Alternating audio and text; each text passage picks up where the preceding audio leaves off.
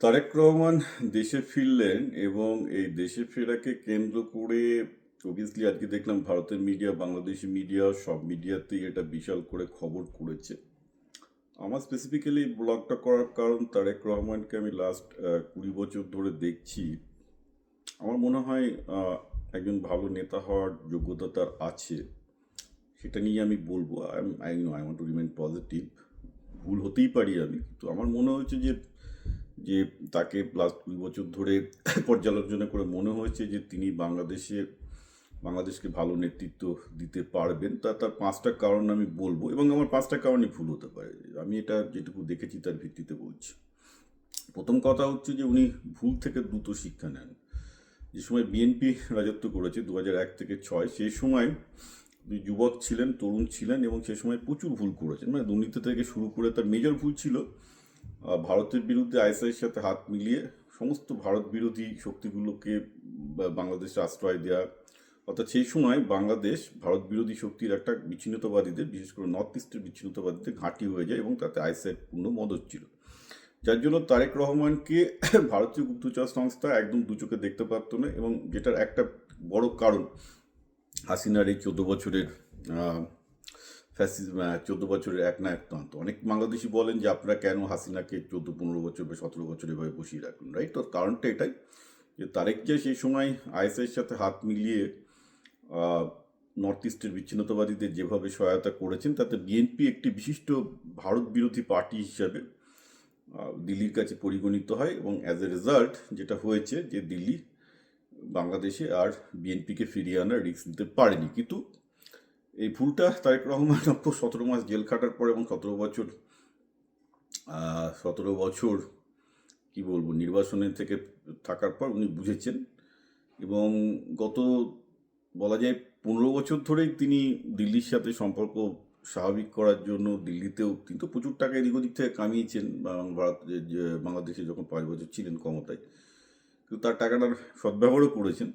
দিল্লি এবং ওয়াশিংটন ডিসিতে ভালো ভালো লবিস্ট নিয়োগ করেছেন, করে ওয়াশিংটন ডিসির সাথে যথেষ্ট ভালো সম্পর্ক তৈরি করেছেন, দিল্লির সাথেও ভালো সম্পর্ক তৈরি করেছেন, কিন্তু দিল্লি তাকে কিছুতেই বিশ্বাস করতে চাইছিল না। অর্থাৎ তারেক জিয়া বুঝতে পেরেছিলেন যে তার ভুলটা হয়ে গেছে, এবং এই পাকিস্তান কোনো শক্তি না, পাকিস্তান হচ্ছে ল্যাসপেন্সের একটা পোষা কুত্তা।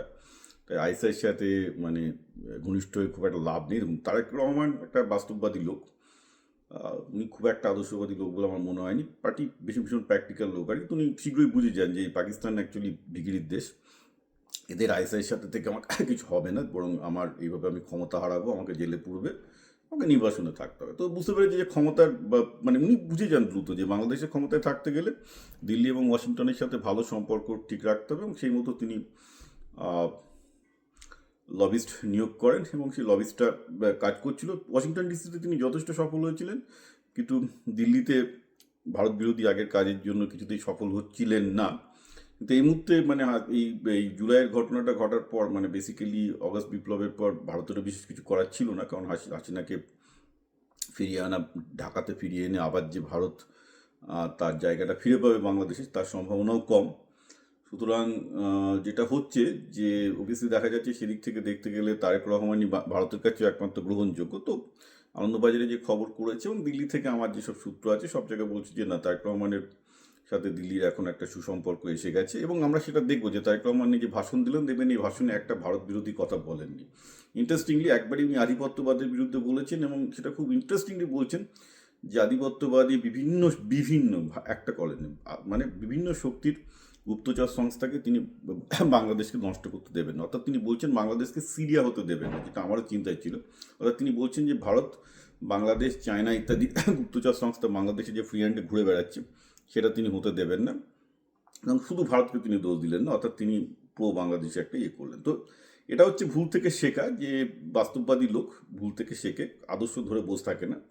তাই তিনি কিন্তু ইসলামপন্থী নয়, তিনি খুব কট্টরভাবে বাস্তববাদী, ক্ষমতা চায়, যেটা অ্যাকচুয়ালি একটা পলিটিশিয়ানের হওয়া উচিত। যে ক্ষমতা মানে কীভাবে ক্ষমতা হবে সেটা আমি বুঝে নেব।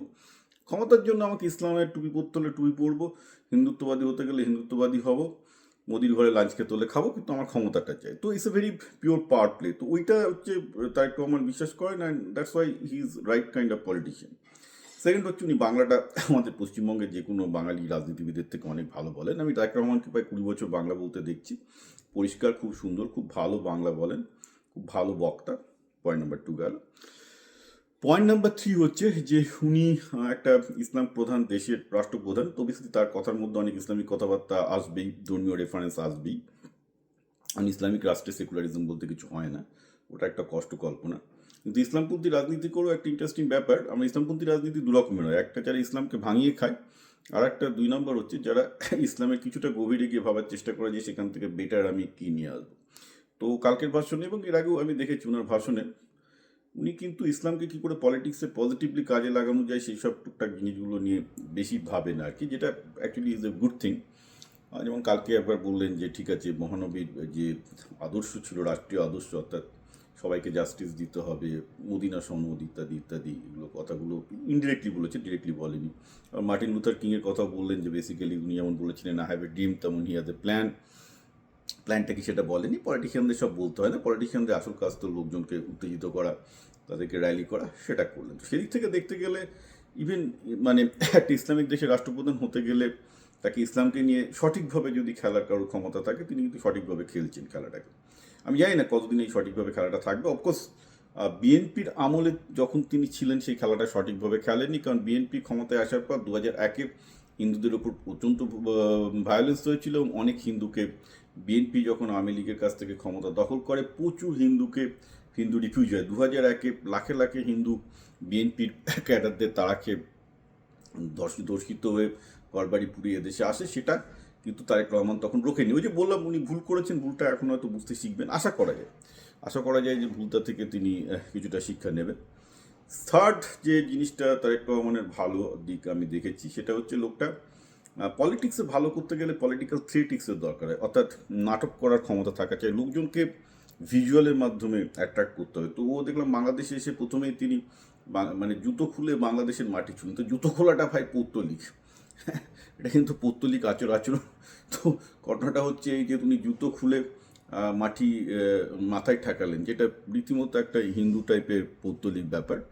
তো সেটা উনি করলেন, করে একটা লোককে বোঝালেন যে আমি জনতার পাশে আছি। এবং মোটামুটি উনি এই থিয়েটিক্সটা খুব ভালো বোঝেন, যেটা যে কোনো পলিটিশিয়ানকে বুঝতে হয়, মোদি মমতাও বোঝেন।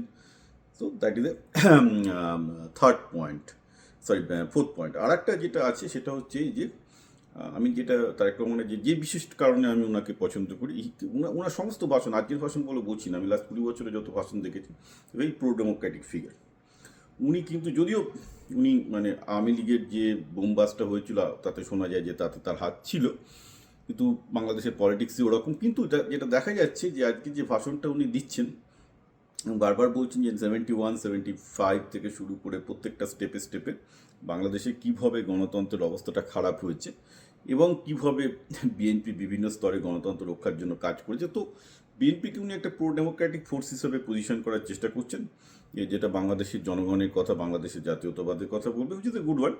তো ঘটনাটা হচ্ছে যে একটা জিনিস আমি বোঝা যায় যে একটা বদলোক যখন কথা বলছে তার কথার মধ্যে বারবার কী আসছে, তার কথার মধ্যে কিন্তু গণতন্ত্র বারবার এসছে, এবং that's why I think there is a hope.